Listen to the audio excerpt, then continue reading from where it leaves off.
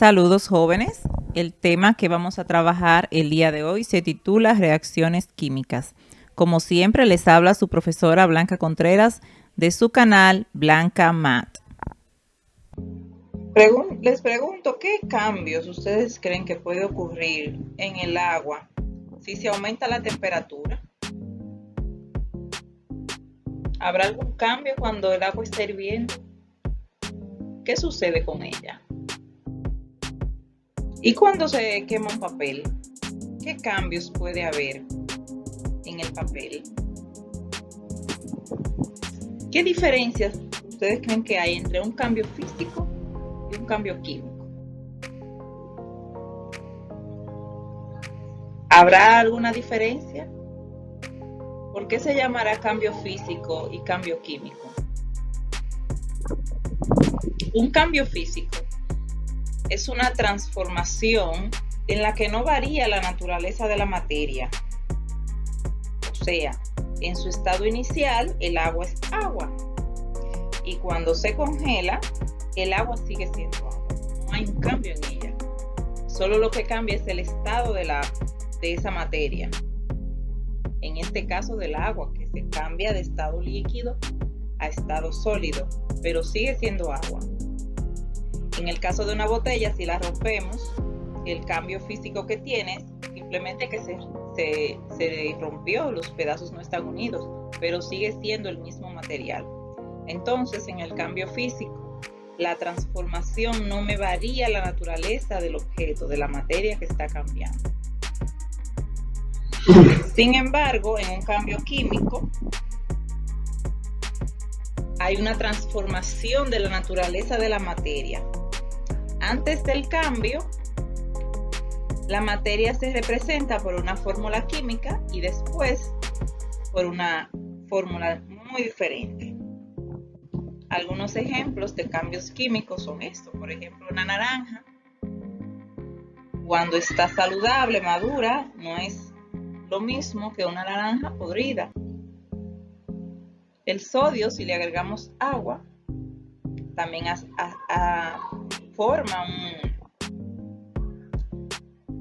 hace un cambio químico, se transforma. Si tomamos un pedazo de metal y se oxida, el cambio también ocurre. Un cambio químico, la naturaleza de la materia cambia. Y si tomamos la madera y la quemamos, que hay una combustión, entonces ya no va a ser madera, sino que se va a convertir en carbono.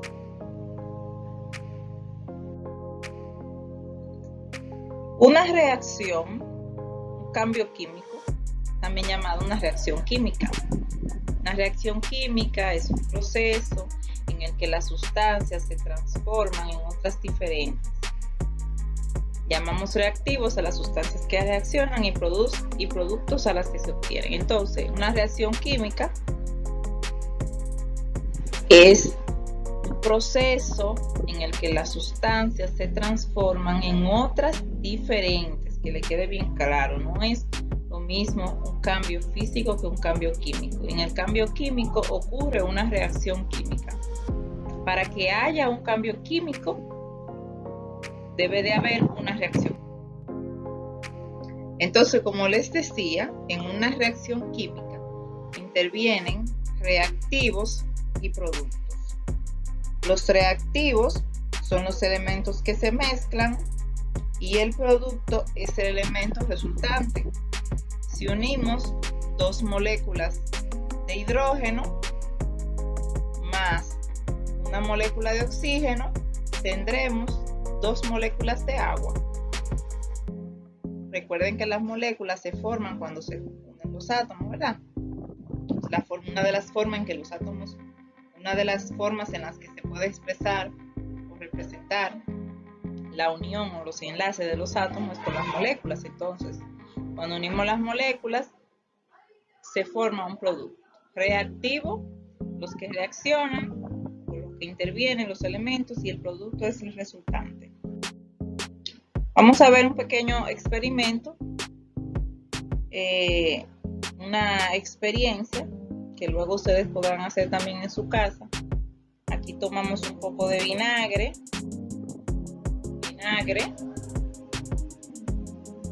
el cual vamos a mezclar con bicarbonato de sodio. Es para que ustedes vean cómo ocurre una reacción química. Estoy agregando bicarbonato de sodio en vinagre. Cuando se mezclan, se desprende un gas que es dióxido de carbono y se forma una espuma.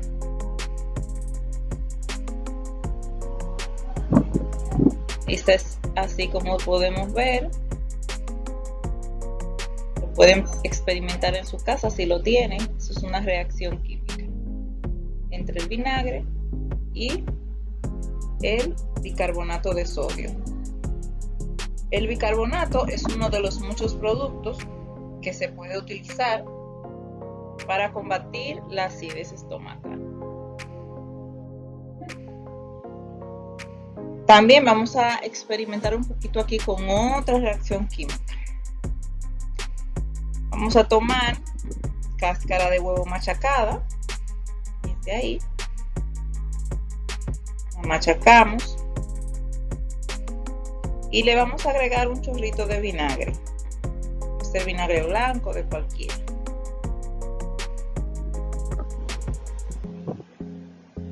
Si le agregamos vinagre, lentamente vamos a ver cómo se va a formar una espuma. Si nosotros lo movemos, movemos un poquito, ahora lo van a ver, ahí se forma una espuma cuando nosotros estamos moviendo, en este caso, cascarón de huevo en el vinagre. Y la cáscara se va diluyendo. Es porque la cáscara del huevo tiene carbonato de calcio. Fíjense ahí cómo se están formando unas pequeñas burbujas.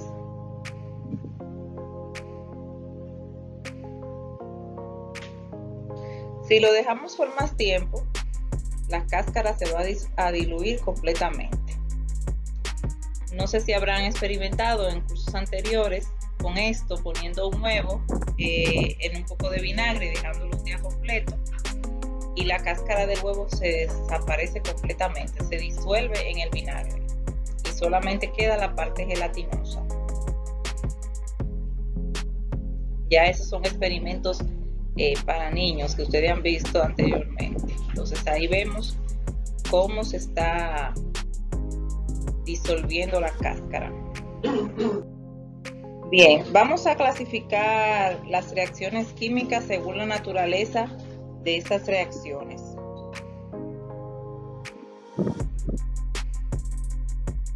Las reacciones químicas se clasifican en reacciones de neutralización. Estas son las que se producen cuando se combina un ácido y una base para dar una sal, que es casi siempre agua. Este tipo de reacciones ocurre en un medio acuoso. Un ejemplo muy frecuente es cuando tenemos acidez. En nuestro estómago se produce el ácido clorhídrico y cuando está en exceso nosotros podemos sentir acidez. Entonces, para combatir la acidez utilizamos un neutralizante. En este caso a veces utilizamos hidróxido de magnesio, o sea, leche magnesia, o Alka-Seltzer, que está compuesto por bicarbonato de sodio. Entonces esto hace que el nivel de acidez disminuya, por eso se llama reacciones neutralizantes, los neutralizan. En unas clases más adelante vamos a ver qué son los ácidos y qué son las bases. Mientras tanto, vamos a detenernos con la clasificación. También están las reacciones de oxidación y reducción, también llamadas redox. Estas son las reacciones en las que algunos átomos de los elementos que intervienen en la reacción modifican su número o estado de oxidación. Recordemos que el estado de oxidación es la cantidad de electrones de valencia que tiene un átomo. En realidad, mientras una especie química aumenta su número de oxidación, otra lo disminuye. Es decir, los electrones que pierde un átomo, otro los gana. Por ejemplo, la reacción del hidrógeno con el oxígeno para formar agua es una reacción redox. La tercera clasificación, según la naturaleza, es la reacción de precipitación. En estas reacciones, uno de los productos es una sustancia poco soluble. Recuerden que soluble significa que se puede diluir, se puede disolver. Y si es una sustancia poco soluble que no se disuelve con facilidad, y esa sustancia se deposita como un sólido, o sea, precipita en un medio líquido, generalmente acuoso. Esa es una reacción de precipitación. Ahora vamos a ver los tipos de reacciones químicas. Hay dos tipos principales de reacciones químicas. Están las reacciones de combinación o síntesis, que ocurren cuando dos o más reactivos se combinan para obtener un único producto. Reacciones de combinación o síntesis que ocurren cuando dos o más reactivos se combinan para obtener un único producto. O sea, A más B implica C. El signo de más significa reacciona con y la flecha significa produce. Entonces, en nuestro primer ejemplo, el hidrógeno reacciona con el oxígeno y produce agua. Repito, y tenemos ahí dos átomos de hidrógeno, que quiere decir una molécula. Una molécula de hidrógeno reacciona con una molécula de oxígeno y me produce agua, H2O. Abajo tenemos una molécula de oxígeno con dos moléculas de magnesio,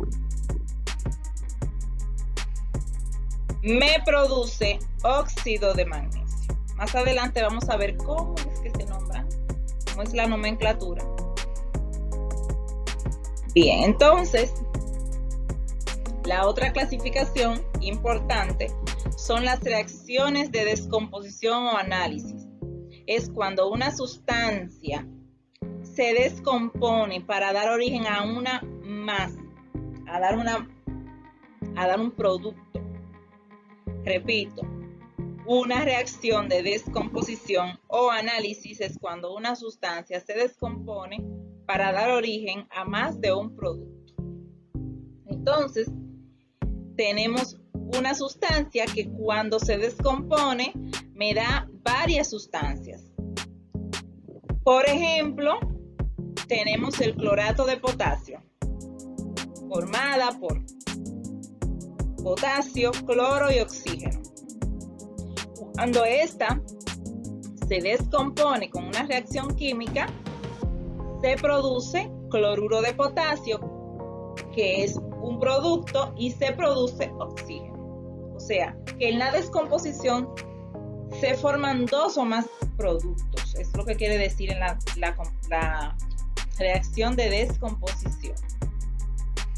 Bien, las reacciones de sustitución son aquellas en las que uno o más átomos de un compuesto son reemplazados por otros al transformarse en productos. O sea, tomamos un elemento, un producto, un elemento más fuerte, y se cambia de lugar con uno que está unido a un compuesto ya. O sea, aquí en este caso, el elemento A se une a un compuesto formado por BC y luego cambia de lugar con la B. O sea, se va a formar una sustancia compuesta con A y C y B queda sola. Por ejemplo, tenemos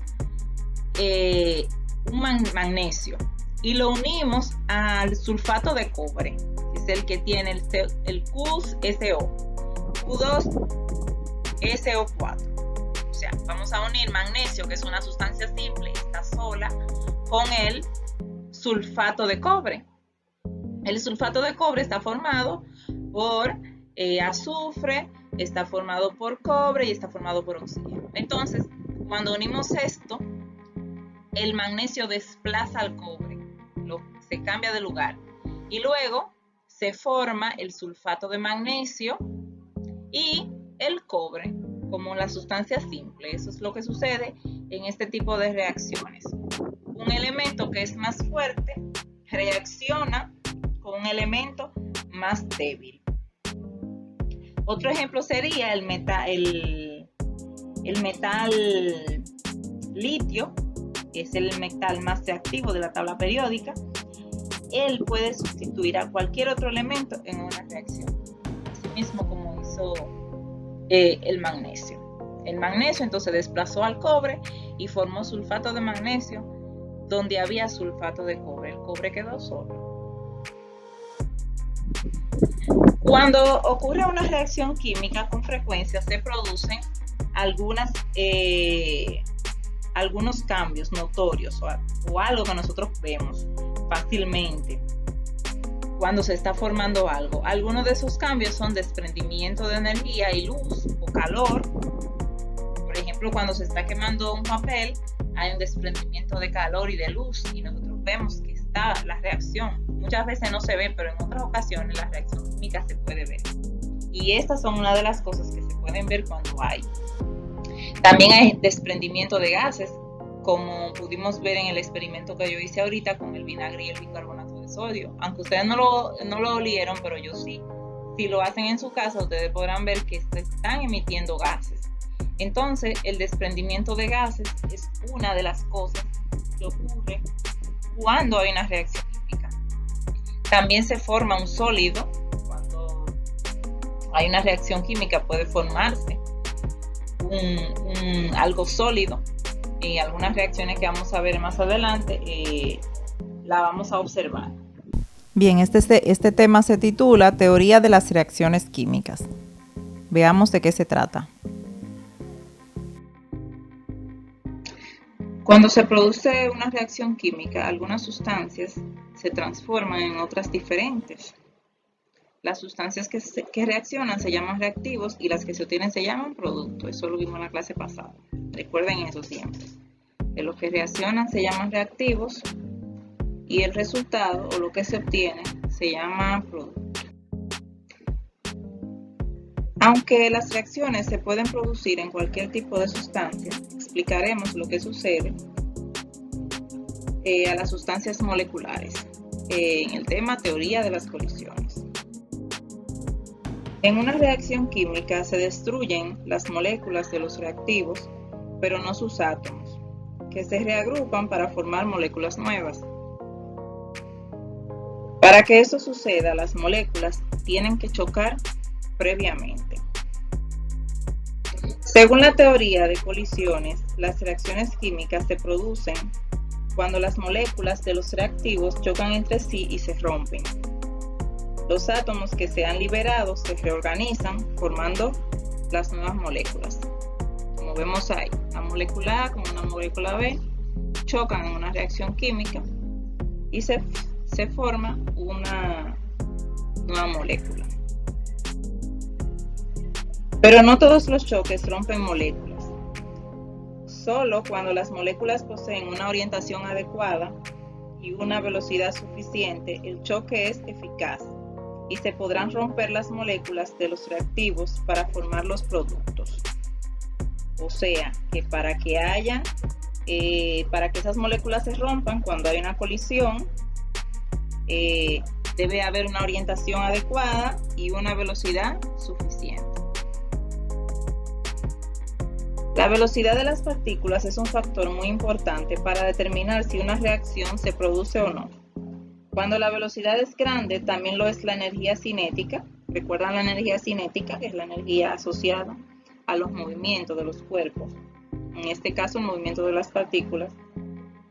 Por tanto, los choques entre ellas son más eficaces. Entonces, en un gas es más eficaz una reacción química que en un sólido, porque las partículas de gas se mueven más rápido.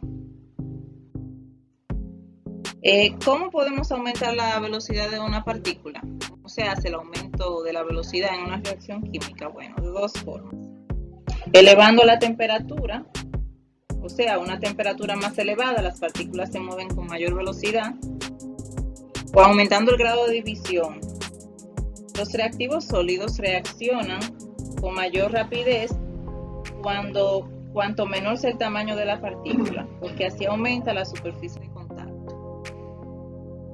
De forma similar, un sólido reaccionará más rápido si está en disolución, pues de este modo las partículas que lo forman ya están separadas.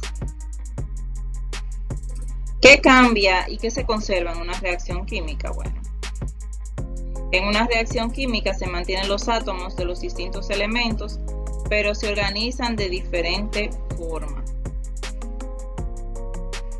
Entonces, se conservan los átomos que intervienen, en resumen, y la masa. Y se cambia, ¿qué cambia? La fórmula química de la sustancia y en muchos casos el número de moléculas. Entonces recordamos, en una reacción química se conservan los átomos que intervienen y se conserva la masa. ¿Recuerdan aquella frase de Lavoisier? La materia ni se crea ni se destruye, solo se transforma. Entonces aquí vemos que la masa y los átomos no se pueden destruir, sino que se van a cambiar de forma. Vamos a ver el siguiente tema. Relaciones cuantitativas en las reacciones químicas.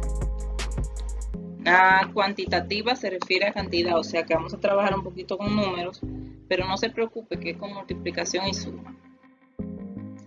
Recordando la masa atómica, imagino que algunos recordarán, pero para los que no se acuerdan, la masa atómica es la suma de los protones y los neutrones del núcleo de un átomo. Recuerden que un átomo contiene protones y neutrones en el núcleo y los electrones se están moviendo, que son los que reaccionan. Entonces, recordando también la UMA, es la unidad de masa atómica. Se define como la 12ª parte de la masa de un carbono 12 y equivale a 1.67 por 10 a la menos 24 gramos, que no es posible medir en una balanza. Entonces, en la tabla periódica podemos encontrar en la parte superior de cada elemento químico la masa atómica. Así, el hidrógeno, por ejemplo, su masa atómica es 1.007. Ahí arriba les muestro una imagen donde pueden ver en qué lugar de la tabla periódica. El carbono, para que revisen en su tabla periódica, su masa atómica es de 12.0107. La masa atómica del oxígeno, 15.9994. Y del cloro, 35.453. Revisen, confirmen que esa es la masa atómica y dónde está ubicada en su tabla periódica. Fíjense que debajo del nombre en la tabla periódica aparece. Algunos lo tienen arriba, al lado del número atómico. Entonces, el peso molecular no es más que el peso de una molécula, de un elemento, de un compuesto químico expresado en gramos por mol. Se abrevia así, gramos mol. G/mol. El peso molecular se obtiene sumando los pesos atómicos de los átomos que conforman la molécula de la sustancia. Vamos a ver un ejemplo. Tenemos una molécula de glucosa que está formada por carbono, hidrógeno y oxígeno. 6 átomos de carbono, 12 átomos de hidrógeno y 6 átomos de oxígeno. Lo primero que vamos a hacer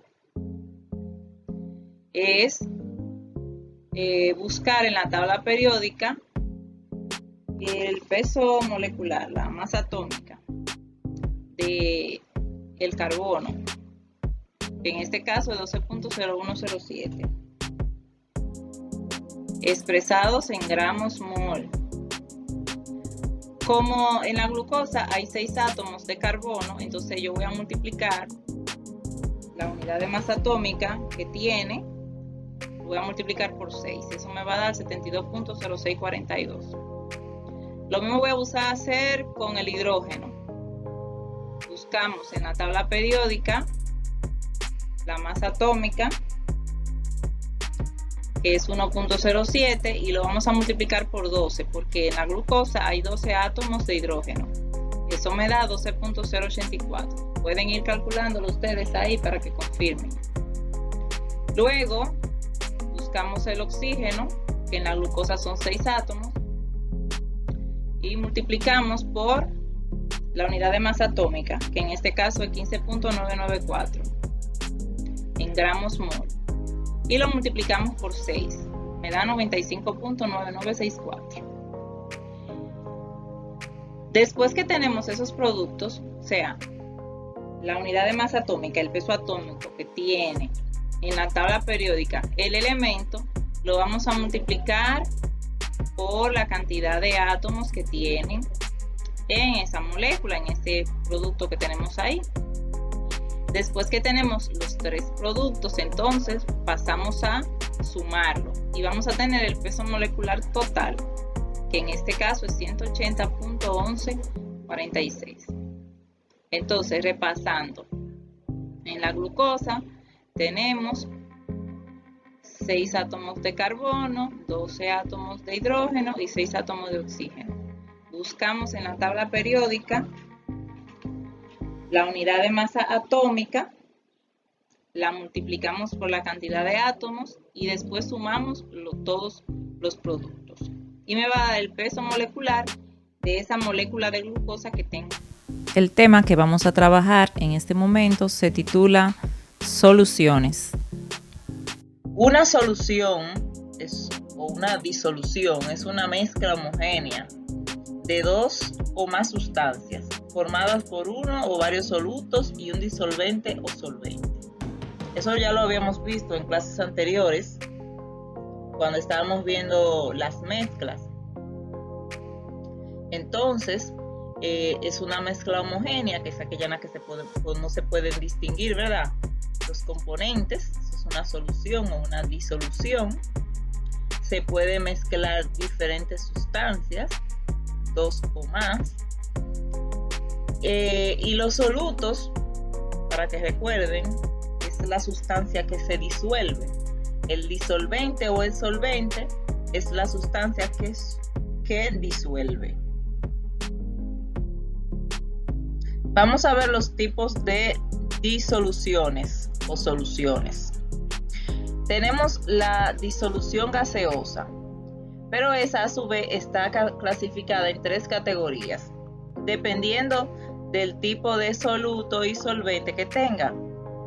Si el solvente es un gas y el soluto también es un gas, tenemos entonces una disolución gaseosa, ¿verdad?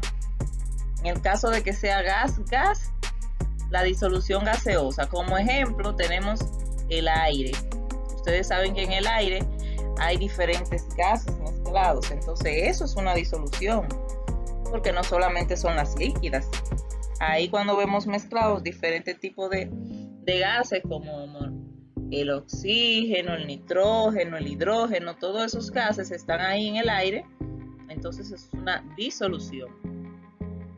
Si tenemos un solvente que es gas también y el soluto que sea líquido, o sea, que el líquido se disuelve en el gas.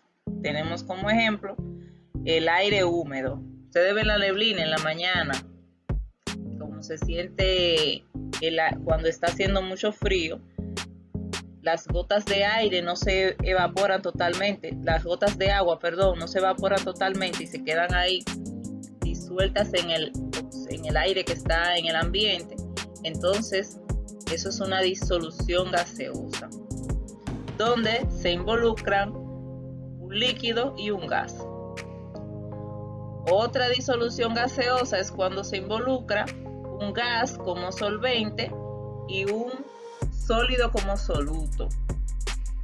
¿Cómo va a ser eso? ¿Que el sólido se disuelve en el gas? Sí.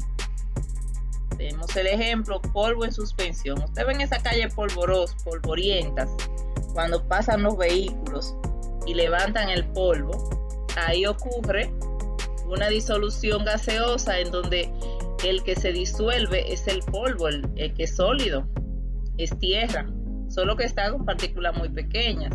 Entonces están disueltas, esparcidas ahí en el aire. Eso es una disolución gaseosa donde se involucra un sólido y un gas. Entonces, las disoluciones líquidas son aquellas, las que son así sueltas, líquidas, ya ustedes saben. Pero dependiendo, ¿verdad?, de qué tipo de soluto y solvente estén involucrados. Si el solvente es un líquido, siempre va a ser líquido ese solvente, y el soluto es gas, entonces tenemos una bebida como ejemplo gaseosa. Aquí el gas, normalmente como lo llamamos la soda, se disuelve en un líquido y ahí tenemos una disolución líquida. También cuando es líquido líquido, tenemos alcohol disuelto en agua, y tenemos líquido líquido. Y cuando tenemos un líquido y un sólido, o sea, un sólido disuelto en un líquido, por ejemplo, la sal disuelta en agua, y la sal se pudo disolver en el solvente líquido, que en este caso es el agua. Pero no solo tenemos disoluciones gaseosas y líquidas, también tenemos disoluciones sólidas. ¿Cómo? Sí, así como lo escuchan. Si cogemos gas y lo disolvemos en un sólido, eso también es posible. ¿Cómo así? Bueno, cogemos hidrógeno y los disolvemos en níquel, y ¿qué se forma? Una pila de hidrógeno. Eso es energía pura. Entonces, cuando se disuelve un gas en un sólido, como es que tenemos este ejemplo aquí, tenemos también una disolución sólida. Otro tipo de disolución sólida es cuando disolvemos líquido en sólido. Un líquido en un sólido, sí, un líquido en un sólido. Recuerden que hay algunos metales que están en forma líquida, como el mercurio.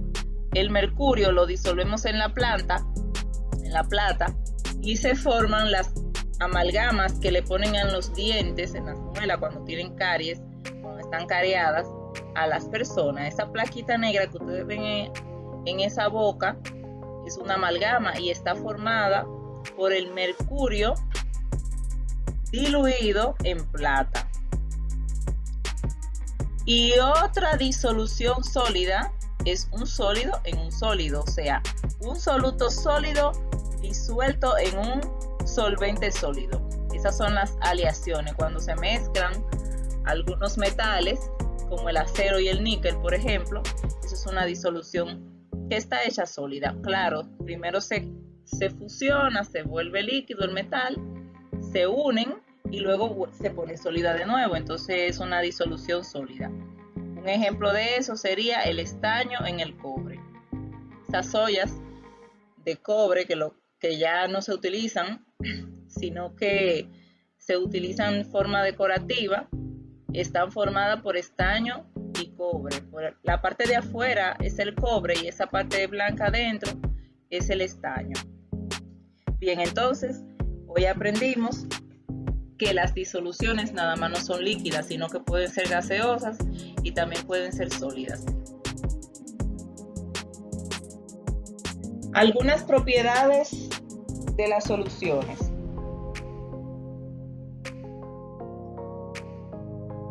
La composición de las soluciones es variable dentro de ciertos límites.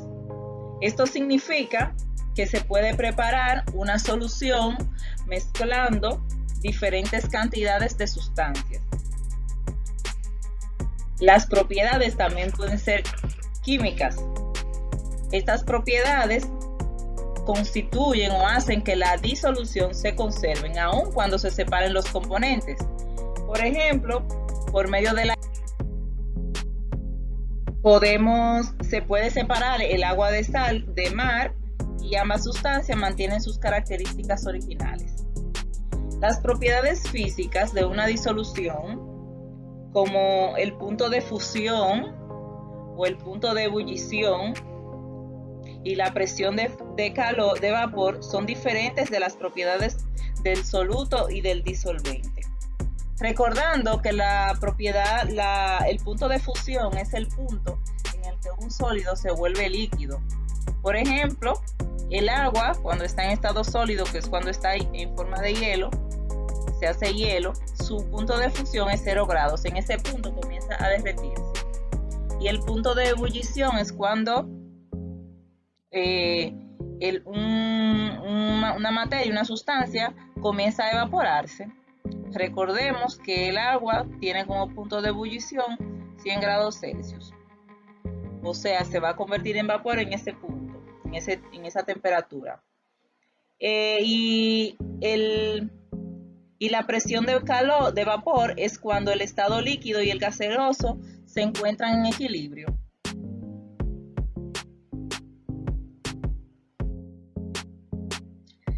Las soluciones también se clasifican según la concentración que tengan.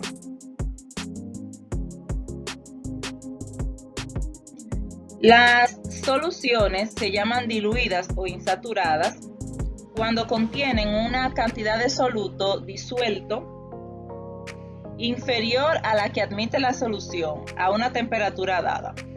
Por ejemplo, si tomamos 5 mililitros de jugo de limón y lo disolvemos en medio litro de agua, esa sería una disolución diluida porque casi no tendría jugo de limón.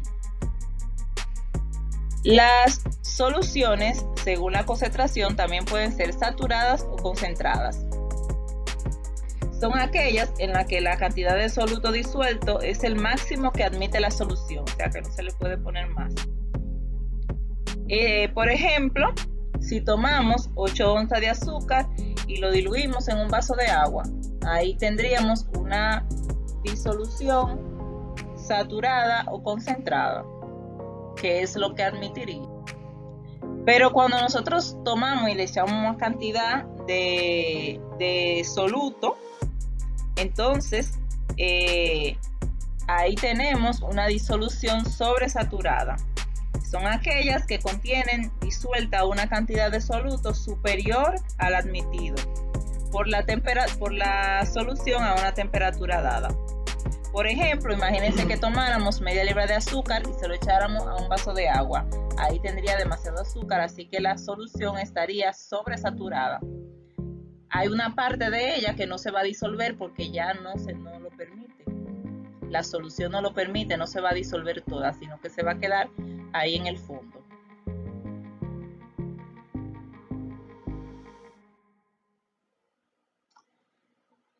Repasemos entonces, tenemos que las soluciones según el tipo de concentración puede ser insaturada, cuando contiene una menor cantidad de soluto de la que admite la solución, saturada, cuando contiene la proporción adecuada, y sobresaturada, cuando contiene más soluto que el que admite la solución.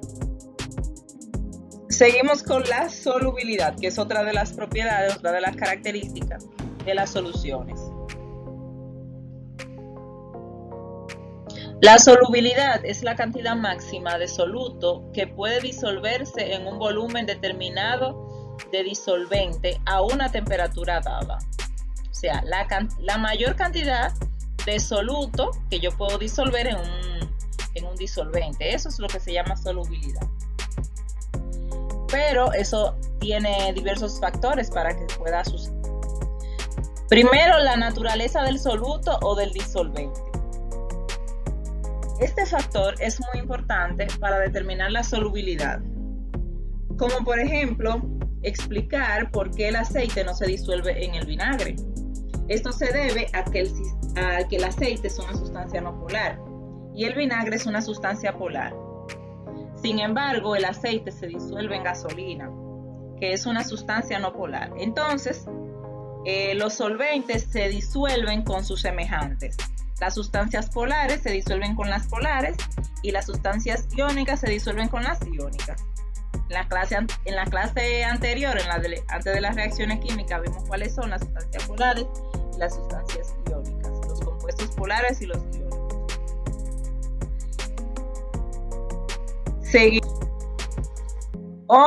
Otro de los factores para que exista solubilidad es la temperatura. Un aumento de la temperatura favorece en sentido general la solubilidad de un soluto en un disolvente. Por ejemplo, si yo quiero disolver una tabla de chocolate en agua, mientras más caliente está el agua, más rápido se va a disolver la tabla de chocolate. Pero hay otras sustancias que no se disuelven cuando está caliente. Es el caso de los gases. En los gases el comportamiento es diferente. La solubilidad disminuye a medida que la temperatura aumenta. O sea que los gases no se disuelven cuando hay una alta temperatura, sino cuando hay una temperatura muy baja. La presión, esta solo influye también en los gases y lo hace en una relación directamente proporcional. A mayor presión, mayor solubilidad. Para los sistemas gaseosos a una temperatura determinada, el aumento de la presión implica un incremento de la solubilidad del gas en el líquido. O sea, si yo tengo un líquido y un gas en un envase cerrado, yo aumento la presión, esta presión al aumentarse va a hacer que el gas se mezcle con el líquido. O sea, que no va a tener un espacio para el fluir, sino que se va a mezclar directamente con el líquido. Por eso, al aumento de la presión, aumenta la solubilidad. El tamaño de las partículas también es un factor muy importante, porque mientras más pequeñas sean las partículas, mayor será la superficie de contacto entre ellas. Una sustancia que se encuentre en un estado muy dividido, como el polvo, un polvo de lo que sea, un polvo de maíz, harina, azúcar, que esté en polvo, se va a disolver con mayor facilidad que una que se encuentre en bloques. Por ejemplo, si tomamos azúcar blanca que está molida y la echamos en un vaso de agua, se va a disolver con mayor facilidad que si tomamos un bloquecito de azúcar. Y por último, el otro factor muy importante es la agitación. La solubilidad del soluto va a aumentar según se mueva. O sea, que mientras más rápido te mueve algo, más rápido se va a disolver. Es lo mismo que sucede cuando tenemos azúcar en agua, que es el ejemplo más sencillo. Si usted tira el azúcar ahí, ella se va a disolver, claro, pero si usted la mueve, se va a disolver más rápido. Entonces, ese es uno de los factores, la agitación. Bien, el siguiente tema que vamos a ver son los ácidos y bases. Como siempre, les habla su profesora Blanca Contreras de su canal Blanca Mat. Hay muchas sustancias químicas diferentes, algunas presentan características comunes y se pueden estudiar en conjunto. Un ejemplo son los ácidos y las bases, que además son responsables de procesos muy importantes en nuestra vida cotidiana. Lo primero que vamos a ver son las características de los ácidos. La primera es que tienen un sabor agrio. Ay, qué agrio, mamá. Disuelven algunos metales. Tienen esa capacidad de disolver algunos metales. Disuelven el mármol desprendiendo dióxido de carbono. Aparece un color característico cuando a una disolución acuosa de un ácido se le añaden unas gotas de colorante. Y sus características desaparecen cuando lo hacemos reaccionar con una base. Ahorita le hemos dicho que las bases y los ácidos son contrarias unas a la otra. Características de las bases, entonces, tienen un sabor amargo y son untuosas al tacto. Como ejemplo tenemos el hidróxido de sodio, también conocido como sosa acústica o soda cáustica. Es un Es usado en la industria principalmente como una base química en la fabricación del papel, tejidos y detergentes. Favorecen la disolución de las grasas, por eso se usan como productos de limpieza. Dañan la capa grasa de la piel, son corrosivos a la piel. Aparece un color característico cuando a una disolución acuosa de una base se añaden unas gotas de colorante, igual que con los ácidos. O sea, cuando se añaden, se mezclan unas gotas de una disolución que se usa para identificar si es ácido o es base, pues cambia de color. Y sus características desaparecen cuando la hacemos reaccionar con un ácido. O sea que cuando las características del ácido desaparecen cuando lo hacemos reaccionar con la base, y las de la base desaparecen cuando las hacemos reaccionar con un ácido. Vamos a ver algunos ácidos de interés. El primero es el ácido clorhídrico, que todos lo tenemos en el cuerpo. Está en nuestro estómago e interviene en la digestión. Está compuesto por hidrógeno y cloro. Y en exceso ocasiona acidez o ardor de estómago. Así que cuando se tiene acidez, ya usted sabe, el ácido clorhídrico es el responsable. El ácido sulfúrico, que está compuesto por hidrógeno, azufre y oxígeno, tiene una gran importancia en la producción de fertilizantes, detergentes, papel y textiles. Es el que yo les presenté en el ejemplo anterior. El ácido nítrico, que tiene hidrógeno, nitrógeno y oxígeno, se utiliza para fabricar explosivos. El ácido acético tiene carbono e hidrógeno, se encuentra en el vinagre.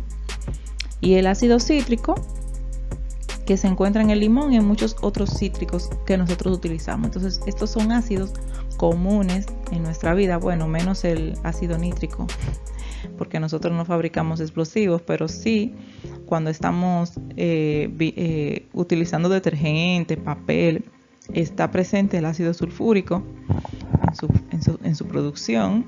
En nuestro estómago constantemente tenemos ácido clorhídrico, porque cada vez que usted va a hacer la digestión tiene que intervenir este ácido. El ácido acético en la cocina para el vinagre, y el cítrico cuando usamos un limón y otras frutas.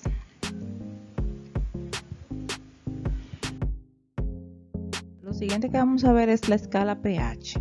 El pH es una medida de acidez o de alcalinidad, o sea, qué tanto ácido o base es una sustancia, una disolución acuosa.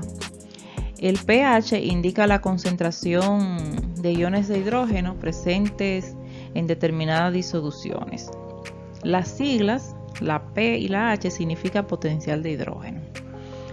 Esta escala va de 0 a 14, desde 0 hasta 14.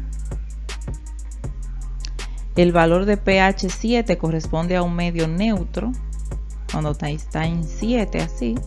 Fíjense que ahí en el 7 tenemos el agua pura. Cuando va más bajo, cuanto más bajo sea el pH, más ácido es el medio. O sea, estos que están aquí, ustedes ven que está rojo y va bajando de color hasta convertirse aquí en azul. Cuanto más bajo es el valor, más ácido es el medio. Y cuanto más alto es el pH, pues más básico es el medio, más base es.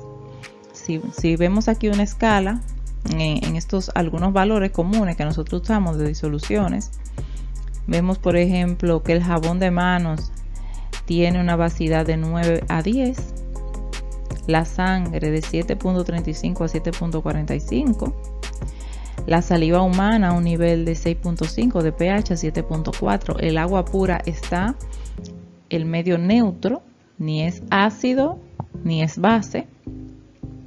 La leche es un poco más ácida que el agua, la orina es más ácida que el agua, lo normal es de 5.5 a 6.5. No sé si ustedes cuando se han hecho exámenes de orina, no sé si solo habrán hecho, aparece el nivel de acidez, debe de estar entre esos valores para que esté bien. La saliva en pacientes con cáncer es un poco más ácida que la saliva normal, 4.5, un poco no muchísimo más ácida. La lluvia ácida menor de 5.6, el té, el café súper ácido, la cerveza aún más, jugo de naranja, vinagre. Fíjense que donde está refresco de cola, ¿me? Sumamente ácido, tanto como el jugo de limón, que usted no lo cree. El jugo gástrico, súper ácido, y la disolución de hidróxido de cloro, el hidróxido de cloro, que es una sustancia sumamente ácida. No olvides suscribirte y activar las notificaciones.